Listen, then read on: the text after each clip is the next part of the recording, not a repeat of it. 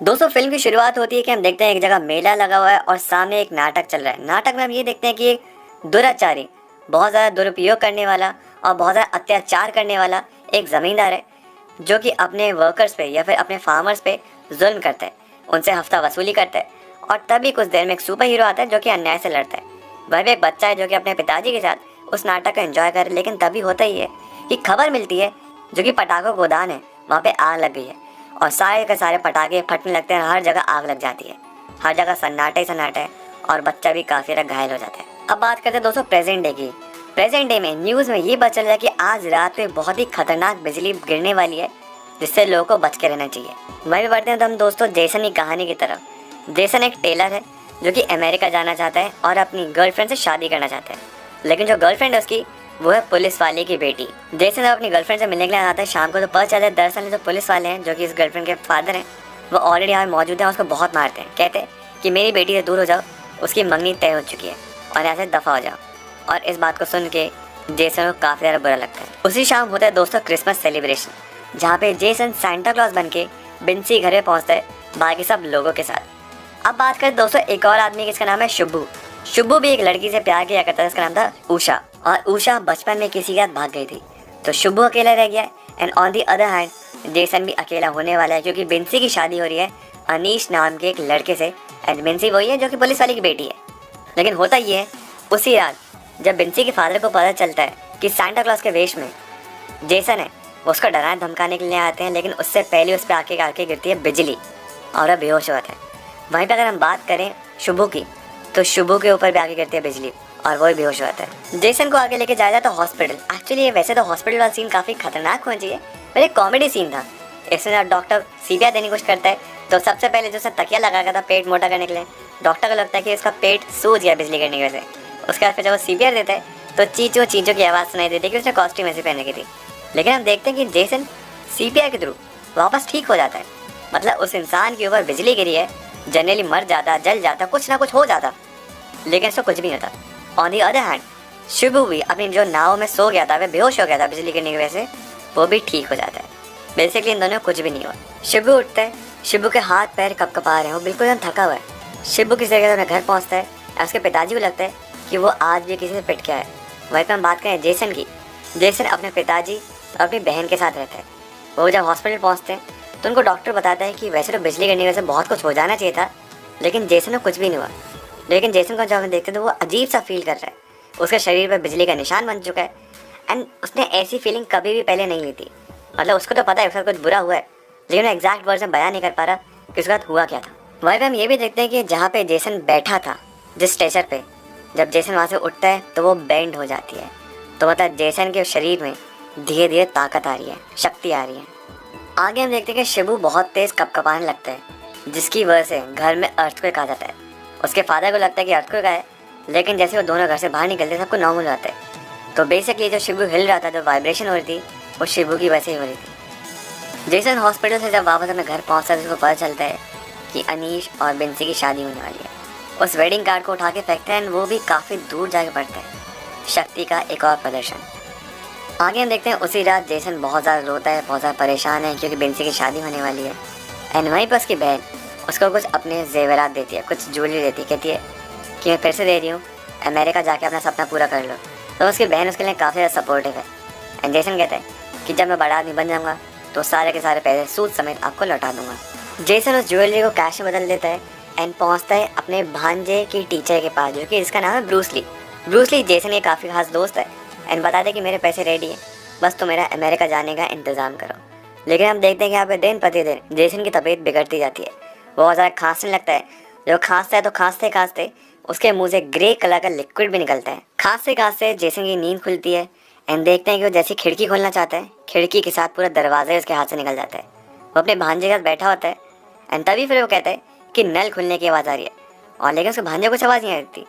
नल यानी कि जो बाथरूम था वो काफ़ी दूर था। वहाँ पे जाता है, नल को बंद करता है।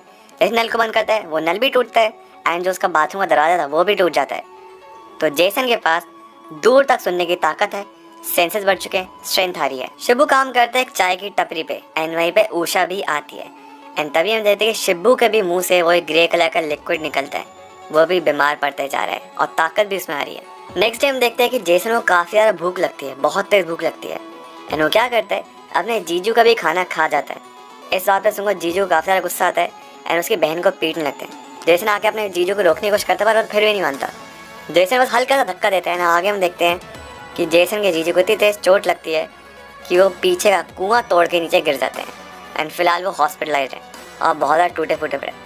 उसी के साथ साथ जो जेसन के जीजू हैं वो पुलिस वाले हैं। जेसन ने अब रिफ्लेक्सेस की भी पावर डेवलप कर लिए, बहुत ज़्यादा क्विक हो चुके हैं इसके रिफ्लेक्सेस। एंड उसका भांजा ये रियलाइज़ कर कि उसके मामा यानी कि जेसन के पास आ चुके हैं सुपर पावर्स। शिवू भी अपनी पावर को धीरे धीरे डिस्कवर करते जा रहे हैं। जोसेमॉन जो कि जेसन का भांजा है उसको बैटमैन, सुपरमैन, स्पाइडरमैन के बारे में बताता है कैसे सुपर पावर्स होते हैं। एंड फिर वो दोनों साथ में के प्रैक्टिस करते हैं अपने सुपर पावर्स की, जहाँ पे टेस्ट किया जाता है कि जेसन के पास क्या क्या पावर्स आई हैं। वहीं पर अगर हम बात करें शिवू की, तो शिवू अब अपने दिमाग से चीज़ों को कंट्रोल भी करना शुरू कर चुका है। जेसन धीरे धीरे अपने पावर्स का इस्तेमाल करता है एंड वो देखता है कि वो उड़ नहीं सकता। अपनी शक्तियों का इस्तेमाल करके वो अपने भांजे और अपनी बहन के लिए गिफ्ट्स वगैरह भी लेता है। वहीं पे हम आगे ये जान पे रहते हैं, जैसे जेसन को धोखा मिला बिन्सी के द्वारा। बिन्सी की शादी हो रही है अनीश से। अनीश एक्चुअली एक्स बॉयफ्रेंड था ब्रूस ली का। ब्रूस ली वही लड़की जो कि जोसेमॉन जो कि इसका भांजा है, उसे कराटे टीचर है। तो बेसिकली दोनों को धोखा मिला है जेसन और ब्रूस ली को अपने अपने एक्स के द्वारा। उषा अपनी बेटी के साथ उसी टपरी में, फिर उसी रेस्टोरेंट या ढाबा जो भी था वहाँ पे बैठे खाना खा रही होती है। तो जो उसका ओनर था उसको आके छेड़ने की कोशिश करता है। उषा वहाँ पर अपनी बेटी के साथ वहाँ से निकल जाती है। लेकिन ये बात जब शिबू को पता चलती है तो उसका था बहुत ज़्यादा गुस्सा। अपनी शक्तियों का इस्तेमाल करके उसी ओनर को वो एक अच्छा सबक सिखाता है एंड कहता है कि कुछ भी हो जाए पुलिस वाले को मत बताना, अगर बताया तो तुम्हारा हाल और भी बुरा करूँगा। आगे पता चलता है जो वेरिफिकेशन होना था अमेरिका जाने के लिए जेसन का, उसको कैंसिल कर दिया जाता है। अमेरिका नहीं जा सकता क्योंकि उसके पास पासपोर्ट नहीं है। वहीं पे हम बात करें उषा की, तो उषा के भाई जो हैं वो कहते हैं कि मैं जानता हूँ तुम अकेली हो, तुमको फिर से शादी कर लेनी चाहिए। लेकिन उषा कहती है मैं ऑलरेडी एक बार धोखा खा चुकी हूँ, मेरी गलती की वजह से मैं आगे दोबारा शादी नहीं करना चाहती। दरअसल में उषा के जो बड़े भाई हैं उनके एक दोस्त का नाम है केशव। और जब उषा के फादर बीमार पड़े थे तो केशव ने काफ़ी मदद की थी उस परिवार की। तो बेसिकली काइंड ऑफ उधार है या फिर एहसान चढ़े हुए हैं उषा के भाई पे। तो इसलिए मैं चाहता है उषा उसके दोस्त केशव से शादी कर ले। उषा दुखी होकर बाहर घर के बैठी होती है। तभी हम देखते हैं बाहर आ जाता है शिबू एंड वो कहते हैं कि तुमने मुझे पहचाना, मैं तुम्हारा वही दोस्त वगैरह, एंड तुमने सतीश को छोड़ के बहुत अच्छा किया। तभी हम देखते हैं कि उषा की जो बेटी थी वो चक्कर खा के नीचे बेहोश होकर गिर जाती है।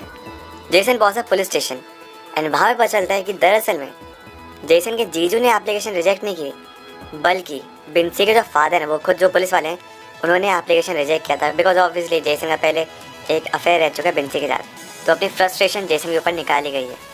लेकिन पुलिस वाले बताता है दरअसल में एक्चुअली हुआ ये था कि उसके बर्थ सर्टिफिकेट में और वेरिफिकेशन सर्टिफिकेट में उसके फादर के अलग अलग नाम लिखे हुए हैं। एंड जेसन कहते हैं कि नहीं, वो तो कुछ गड़बड़ हो गई, कुछ एरर हो गया था, इसलिए मेरे बर्थ सर्टिफिकेट और मेरे वेरिफिकेशन सर्टिफिकेट में अलग नाम है। लेकिन पुलिस वाला कहता है नहीं, ऐसी बात नहीं है। तो इसमें तुम्हारे फादर ने तुमको सच्चाई नहीं बताई। तो एक्चुअली पुलिस वाला बताता है कि जो तुम्हारा बाप था वो वही बाप था जो कि स्टार्टिंग में फिल्म के हमें देखा था, एक मेले में आग लग गई थी तो उसमें जल के मर गया था। एंड जो बच्चा था जो कि मेला एंजॉय कर रहा था, उसके सर पे चोट लगी थी, वो यही है जेसन, जिसको एक बुड्ढे ने पाल पोस के बड़ा किया। तो बेसिकली जो फैमिली उसको पाल पोस के बड़ा किया है उसकी सौतेली फैमिली है। एंड जेसन की उस आग लगने की वजह से उस इंसिडेंट में मेमोरी लॉस हो गया था, तो उसे कुछ पता ही नहीं है कि उसकी बैक स्टोरी क्या है। और पुलिस वाला धमकी देता है कि जब तक मैं हूँ तब तक तो मेरे को विदेश नहीं जाने दूंगा, तेरे को इस गाँव के बाहर भी नहीं जाने दूंगा। तू सारे उल्टे सीधे काम कर, लेकिन मुझे कुछ फ़र्क नहीं पड़ता, तू बाहर नहीं जा रहा है। जेसन ऑलरेडी काफ़ी दुखी था, ये बात सुन के और भी आगे दुखी हो जाता है। डॉक्टर्स कहते हैं उषा की बेटी के लिए कि अगर उसका ऑपरेशन आज नहीं हुआ तो तुम्हारी बेटी की जान खतरे में है, तुम पैसे का इंतज़ाम करो, ऑपरेशन हम आज ही शुरू कर देंगे। वहीं पे जहाँ पे वो मौजूद था शिबू, वो कहता है उषा तुम पैसों की फिक्र मत करो, मैं कुछ भी करके पैसे ले आऊँगा, तुम बस ऑपरेशन करवाओ, ऑपरेशन सही टाइम पे हो जाना चाहिए। और शिबू निकल जाता है आगे पैसों की तलाश के लिए। जेसन अपने रूम में बैठ के रो रहा होता है और उसके सौतेले फादर जो कि इसको फिलहाल पता चले ना वो वर्की है, वर्की जाता है, कहते हैं मुझे माफ़ करना बेटा, मैं नहीं चाहता कि तुमको असलियत पता चले, क्योंकि मैं डर था अगर तुमको असलियत पता चली तो तुम मुझे पिताजी कहना छोड़ दोगे। उसके बाद फिर वो ये भी बताता है कि उस रात जो नाटक में जो हीरो बना था, जब वो बॉम्ब फटा था, जो आग लगी थी, पटाखे वटाखे फटे थे, उसमें उस नाटक का जो हीरो था वो रियल लाइफ हीरो था। उसने बाकी सब लोगों की मदद करी सबको निकलने में, और इसी हादसे में तुम्हारे पिताजी चल बसे। वो खुद तो चल बसे, लेकिन उन्होंने न जाने कितनों की जान बचाई थी उस रात। और उसके बाद फिर वर्की जो कि स्टेप फादर हैं उनके बक्सा देखे जाते हैं, कहते हैं कि तुम्हारे पिताजी की आखिरी निशानी है। जब वो बक्सा खोला है जेसन तो उसमें उसको मिलती है एक स्क्रिप्ट एंड उस पर लिखा था मिन्नल मुरली। दरअसल मिन्नल मुरली तो उसके रियल फादर थे मार्टिन, उनके प्ले का नाम था। तभी हम सुनते हैं कि वर्की जो कि इसके स्टेप फादर को आते हैं बहुत तेज खांसी। एंड जेसन की सौतेली बहन पूछती है कि पिताजी आपको क्या हो गया, आपको चोट कैसे लगी। जेसन को जब पता चलता है कि वर्की पे यानी कि फादर पे उस पुलिस वाले ने हमला किया था, बिंसी के फादर ने हमला किया, उसको आता है बहुत तेज गुस्सा। अपने भांजे जोसेमोन से पूछता है चल मुझे बता कि सुपर हीरो कैसे बनते हैं। एंड जोसेमोन बताता है कि सुपर हीरोज मास्क पहनते हैं, केप पहनते हैं एंड वो तैयारी शुरू करते हैं अपनी खुद के नए सुपर हीरो बनने की। रात को होता है एक खास इवेंट में एक बहुत बड़े एक्टर भी आने वाले हैं और इसी इवेंट में परफॉर्मेंस भी है बच्चों की। लेकिन उसी परफॉर्मेंस में बच्चों की परफॉर्मेंस के बीच में चिड़िया के कपड़ों में मास्क पहने हुए पहुंचा था जेसन। जितने भी पुलिस वाले थे, जितने भी धोखा दिया था, उन सबको पीटता है, इंक्लूडिंग बिंसी के फादर। वहीं पर अगर बात करें शिबू की, तो शिबू एक खेत में जाते हैं, देखते हैं सामने स्केरक्रो लगा है और स्केरक्रो जो मास्क होता है, बेसिकली जो बोरी होती है, अपने चेहरे पहन लेता है एंड पैसे लूट लेता है बैंक से। बिंसी के फादर को जाने से पहले जेसन धमकी देके जाता है कि तेरे हर चाल पे मेरी नजर है, तूने किसी का भी अन्याय किया तो तेरे पीछे मैं आऊंगा। और जाने के बाद वो अपना नाम छोड़ के जाता है मिन्नल मुरली। शिबू जब पैसे लेके पहुंचता है हॉस्पिटल, वहाँ पे देखता है कि ऑलरेडी बिल पेमेंट हो चुकी है एंड बिल की पेमेंट की थी उषा के भाई ने। अब पूरे गांव में ये खबर फैल चुकी है कि जिसने पुलिस वालों को मारा और जिसने बैंक लूटा वो एक ही इंसान है, उसका नाम है मिन्नल मुरली। लेकिन ऑल दो बैंक लूटा था शिबू ने एंड पुलिस वालों को पीटा था जेसन ने या फिर मिन्नल मुरली ने, लेकिन खैर ये बात गाँव वालों को नहीं पता। अब हो ये रहा है कि शादी हो रही है अनीश और बिंसी की, लेकिन on the other hand Jason और जीजू है वो भी पुलिस वाले हैं एंड जेसन ने उसको ही पीटा था एक रात पहले। वो समझ जाता है कि जेसन ही है मिन्नल मुरली, क्योंकि उसने कहा था मारेगा साला, मतलब ओरिजिनल लैंग्वेज में कुछ और ही कहा होगा लेकिन हिंदी में डब करके मारेगा साला बोला है। तो उसको शक होने लगता है कि जेसन मिन्नल मुरली है। और जोसेमोन अपने मामा जेसन को चेतावनी भी देता है कि आप पापा से बच के रहना, क्योंकि उनको आप पे बहुत शक हो रहा है धीरे धीरे।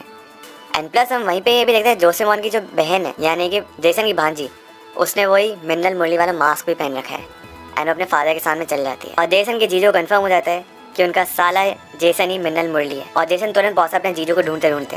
एंड यहीं पे हम ये देख सकते हैं कि मिन्नल मुरली या फिर जेसन बहुत तेज भाग भी सकता है। जेसन तुरंत पहुंचता है उसी जीप के पास जहाँ पे उसके जीजू जा रहे थे, उसकी धोती को लेकर जिस पर निशान लगा था और एक एविडेंस था कि जेसन ही मिन्नल मुरली है, और धोती को जाके चुरा लेता है। जेसन जब वहाँ से भाग रहा होता है तो गलती से उसी बस पे चढ़ जाता है जो बस जा रही थी बिंसी और अनीश की शादी के लिए। एंड वहीं पे उस बस में ब्रूस ली ऑब्वियसली और उसका भांजा भी मौजूद है और उसी शादी वाली बस में शिबू और उषा भी मौजूद है।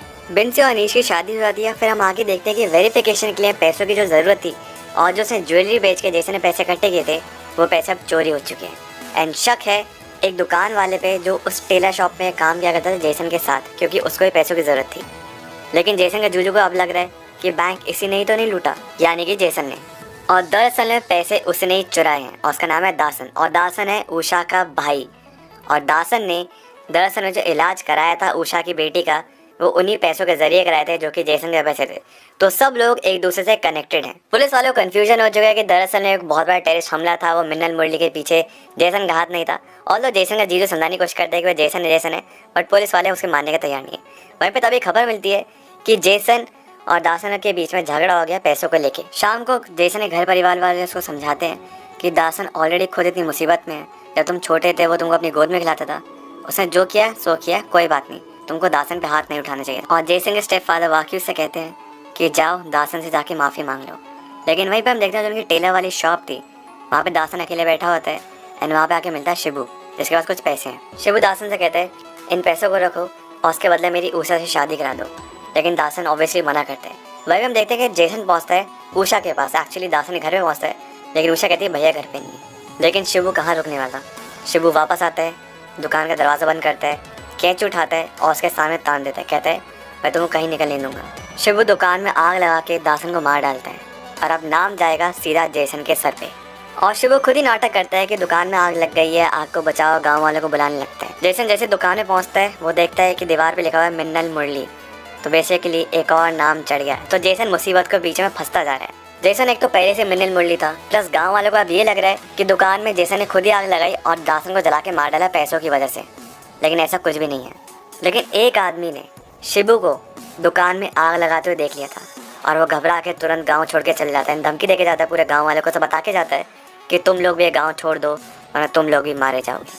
पुलिस वाले भी कंफ्यूज हैं कि अगर जेसन ने यह कत्ल किया है तो जेसन अपनी दुकान में क्यों आग लगाएगा। दासन को मारना अभी था तो कहीं और जाके मार सकता था, अपनी दुकान में जाके क्यों मारेगा। लेकिन फिलहाल जो भी है जेसन पे तो शक है। जेसन ब्रूस ली के सामने जाके कन्फर्स कर देता है कि मैं ही मिन्नल मुरली हूँ, लेकिन ना मैंने डाका डाला ना मैंने दासन को मारा, पर हाँ उस दिन मेले में जो मैंने लड़ाई करी थी, जो मैंने तुमको मारा था, वो मैं ही था। ब्रूस ली और भांजा कहते हैं कि डोंट वरी मामा, मैं तुम्हारे साथ हूँ। और पुलिस खबर फैलानी शुरू करती है कि किसी को भी अगर मिन्नल मुरली दिखता है, कुछ इन्फॉर्मेशन मिलती है, तो उस घंटे को बजा देना। गाँव में बीच में एक घंटा लगा दिया गया है। अनीश जिसकी दुकान के पास सीसीटीवी कैमरा लगा है, वो सीसीटीवी की फुटेज लेके पहुंचा पुलिस स्टेशन।